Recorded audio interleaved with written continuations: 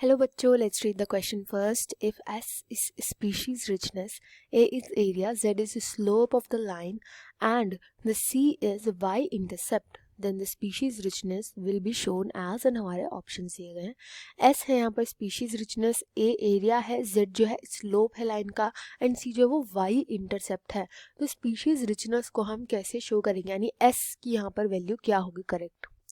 बहुत ही ज़्यादा easy question है. यहाँ पर जो की कॉन्सेप्ट हम यूज़ करेंगे वो स्पीशीज एरिया रिलेशनशिप का यूज़ करेंगे.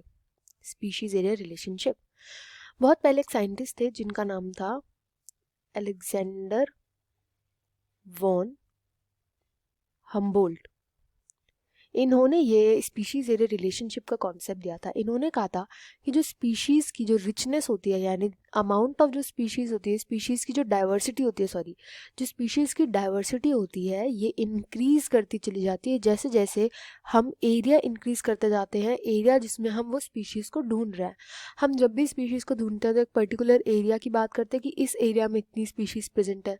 तो अगर हमने इस एरिया को इंक्रीज़ कर दिया तो यहाँ पर और स्पीशीज़ प्रेजेंट होंगी, और इस एरिया को बढ़ा दिया तो ये बढ़ती जाती है. ये इनका रिलेशनशिप दिया था. मतलब कि यहाँ पर जो स्पीशीज़ जितने था वो प्रोपोर्शनल था एरिया के. अब ये जो बात कही थी तो इन्होंने सही तो कही थी, बट इन्होंने कहा ये अप टू एक लिमिट ही होता है. हमने अगर एरिया और आगे बढ़ाया तो ज़रूरी नहीं है यहाँ पर जो स्पीशीज़ की रिचनेस है वो बढ़ती जाएगी. तो ये केवल एक लिमिट तक होता है. यहाँ पर जब इन्होंने रिलेशनशिप निकाला तो इस प्रोपोर्शन के साइन को हटा करके यहाँ पे दो कांस्टेंट लग गए, एक तो c एंड a की पावर z. ऐसा क्यों हुआ ये भी हम देखते हैं. यहाँ पर जब इन्होंने ग्राफ रिप्रेजेंट करके दिखाया हमें, तो ग्राफ हमेशा बनता है एक रेक्टेंगुलर हाइपरबोला यहाँ पर बनता है. एंड रेक्टेंगुलर हाइपरबोला बनने का रीजन है कि स्पीशीज की जो रिचनेस होती है, यहाँ पर आ जाएगा स्पीशीज रिचनेस एंड देन इधर आ जाएगा एरिया.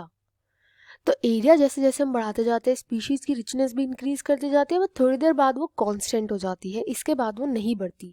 एंड इसी को हम रिप्रेजेंट करते हैं s is equal to c dot a to the power z से. ये हमारा फॉर्मूला होता है. तो इस रीजन की वजह से ये रेक्टेंगुलर हाइपरबोला क्रिएट करता है. तो जो यहाँ पर करेक्ट रिलेशनशिप हो जाएगा वो हो जाएगा option D. I hope you understand well. Best of luck and thank you.